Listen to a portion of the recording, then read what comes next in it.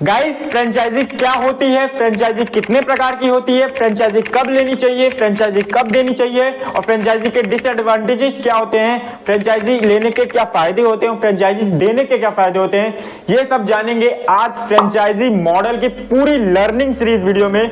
तो बिना कुछ देरी के वीडियो को करते हैं शुरू।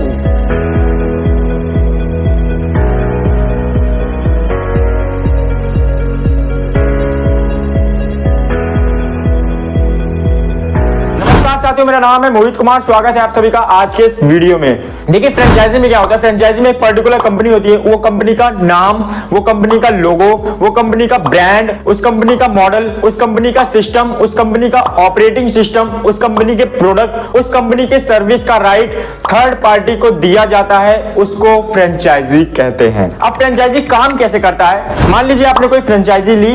अब फ्रेंचाइजी लेने के बाद आपने उस फ्रेंचाइजी की फीस कंपनी को पेमेंट करी। वो कंपनी क्या करेगी, आपके जगह आपके शहर में अपना नाम, अपना लोगो, अपना ब्रांड, अपना कंपनी का मैनेजमेंट सिस्टम, अपना ऑपरेटिंग सिस्टम, अपने प्रोडक्ट, अपने सर्विस को बेचने की अनुमति आपको दे देगी। फ्रेंचाइजी ऐसे ही काम करती है। फ्रेंचाइजी के कितने टाइप्स होते हैं इसके बारे में बात कर लेते हैं। फ्रेंचाइजी देखिए मल्टीपल टाइप्स के होते हैं। सबसे ज्यादा तो फूड में फ्रेंचाइजी होती है। फूड में जैसे कि लापिनोज पिज्जा हो गया, मैकडी हो गया, डोमिनोज हो गया, पिज्जा हट हो गया और एमबीए चाय वाला हो गया, चाय सुट्टा बार हो गया। ये सारे के सारे क्या है, फूड की इंडस्ट्री में फ्रेंचाइजीज को सेल कर रहे हैं, फ्रेंचाइजी को दे रहे हैं। और फ्रेंचाइजी के मल्टीपल टाइप्स है, जैसे कि ऑयल एंड पेट्रोलियम की अलग फ्रेंचाइजी, जैसे Indian oil, HP, Bharat petroleum, ये सारी फ्रेंचाइजीज हैं। और तो और रियल एस्टेट की अलग फ्रेंचाइजी है। सबसे बड़ा स्कोप एजुकेशन में भी ये फ्रेंचाइजी का स्कोप काफी तेजी से बढ़ रहा है, जैसे कि फिजिक्स वाला हो गया, दृष्टि हो गया, ये सारे के सारे जो है फ्रेंचाइजीज को सेल कर रहे हैं, फ्रेंचाइजीज को बेच रहे हैं।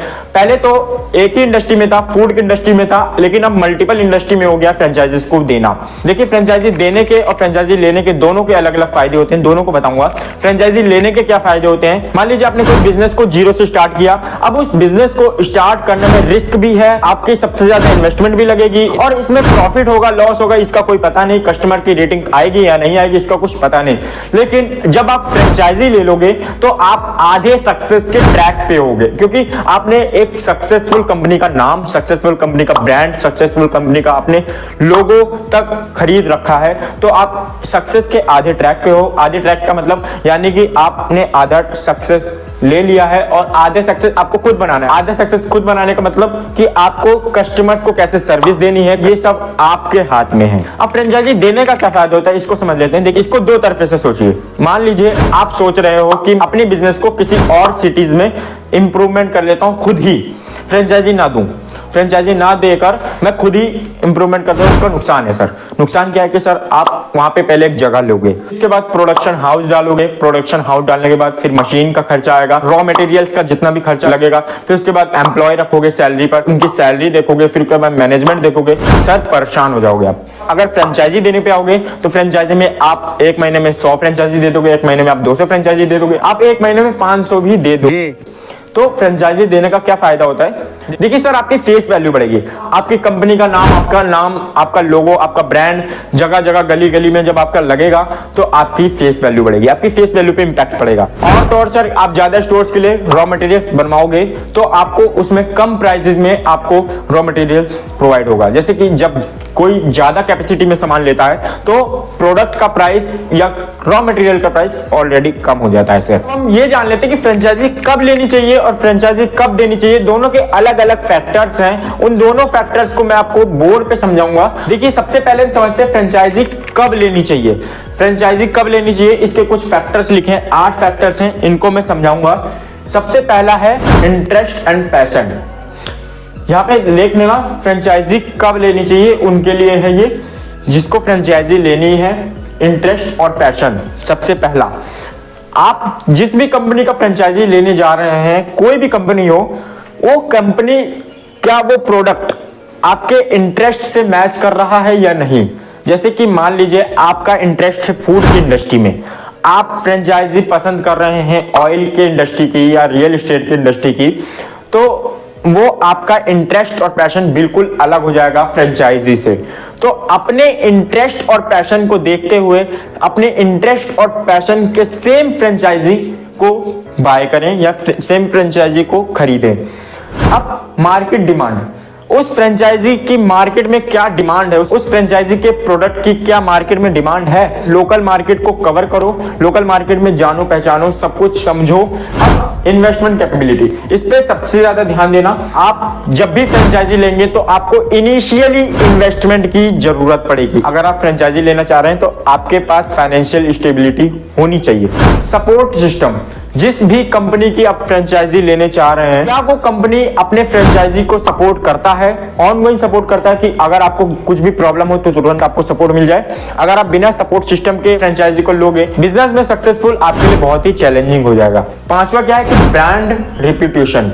ब्रांड रिप्यूटेशन, कि उस ब्रांड की रिप्यूटेशन क्या है, कस्टमर के फीडबैक समझो। कस्टमर क्या फीडबैक दे रहे हैं उस ब्रांड को, उस कंपनी को क्या फीडबैक देना चाह रहे हैं कस्टमर अच्छा बोल रहे हैं, बुरा बोल रहे हैं, कुछ भी बोल रहे हैं तो उसको समझो, उसको एनालाइज करो, देखो। इससे क्या पता चलेगा, इससे ये पता चलेगा कि ब्रांड की रिप्यूटेशन क्या है, कंपनी की रेटिंग क्या जा रही है, कंपनी की फीडबैक क्या है। फ्रेंचाइजी एग्रीमेंट, अगर आप फ्रेंचाइजी एग्रीमेंट कर रहे हो तो उसकी टर्म्स कंडीशन, उसके फाइनेंशियल जो भी चीज है उसको समझो, फाइनेंशियल तरीके से उसको एनालाइज करो, इन्वेस्टमेंट प्रोसेस को समझो, फिर उसके बाद एग्रीमेंट को साइन करो। लोकेशन सर, क्या है कि आप जिस भी एरिया में फ्रेंचाइजी लेना चाह, क्या उस एरिया में उस प्रोडक्ट की डिमांड है, एनालाइज करिए कि मार्केट में वो प्रोडक्ट की डिमांड है या नहीं है। और लॉन्ग टर्म गोल्स, जिस भी बिजनेस में आप इन्वेस्टमेंट करना चाह रहे हैं, फ्रेंचाइजी लेना चाह रहे हैं, उससे आपका फ्यूचर जो है अलाइन होना चाहिए, फ्यूचर प्लान्स आपका अलाइन होना चाहिए।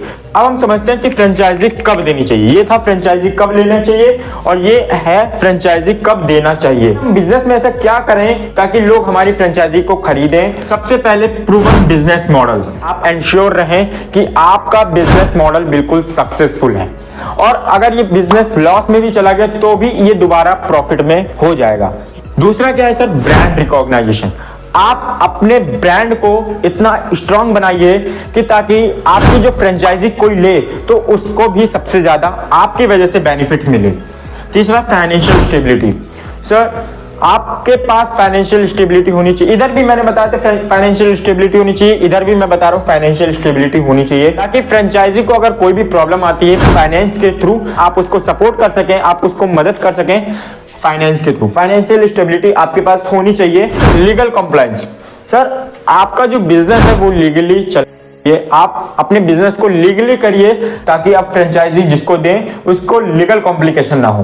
ट्रेनिंग एंड सपोर्ट सिस्टम, अपने ट्रेनिंग एंड सपोर्ट सिस्टम को इतना स्ट्रांग बनाइए ताकि अगर कोई फ्रेंचाइजर फ्रेंचाइजी के थ्रू ट्रेनिंग मांगे उसको गाइड और असिस्ट कर सके। मार्केट रिसर्च, अपने प्रोडक्ट की जानकारी रखें कि आपके प्रोडक्ट की डिमांड किस किस एरिया में है, पे आप ज्यादा प्रॉफिट कर पाओगे, तो अपने मार्केट को रिसर्च करिए। डॉक्यूमेंट प्रोसेस, सर अपने बिजनेस को डॉक्यूमेंट प्रोसेस करिए ताकि जो फ्रेंचाइजी ले उसको भी कोई प्रॉब्लम ना हो, उसके साथ फ्रेंचाइजी शेयर करने में आपको भी प्रॉब्लम ना हो। अब हम ये समझ लेते हैं फ्रेंचाइजी से क्या नुकसान होते हैं। देखिए सबसे पहली चीज, अगर आप अपने इंटरेस्ट और पैशन के अपोजिट फ्रेंचाइजी लोगे, मान लीजिए आपका इंटरेस्ट और पैशन क्या कर रहा है फूड की इंडस्ट्री में, आप ले लो ऑयल, पेट्रोल, रियल एस्टेट में इन्वेस्टमेंट कर दो। फ्रेंचाइजी सर आप हैंडल नहीं कर पाओगे, आप उसको चला नहीं पाओगे, आपका जो फ्रेंचाइजी लॉस में जाएगी, सक्सेस नहीं हो पाओगे। दूसरी चीज सर इनिशियल इन्वेस्टमेंट चाहिए, उसमें तुरंत इन्वेस्टमेंट चाहिए, चाहे आप लोन लेके लो चाहे कहीं से भी दो। तीसरी चीज सर आप फ्रेंचाइजी ले लो लेकिन आपको रॉयल्टी देनी पड़ेगी, चाहे आपका प्रॉफिट हो चाहे लॉस हो, आपको रॉयल्टी तो हर महीने आपको देनी ही देनी है। सब कुछ फ्रेंचाइजी एग्रीमेंट में लिखा रहता है, टर्म्स कंडीशन, फाइनेंशियल नॉलेज, सब लीगल कंप्लायंस, सब कुछ फ्रेंचाइजी एग्रीमेंट में लिखा रहेगा। उसको पढ़ के समझ के तभी साइन करिए।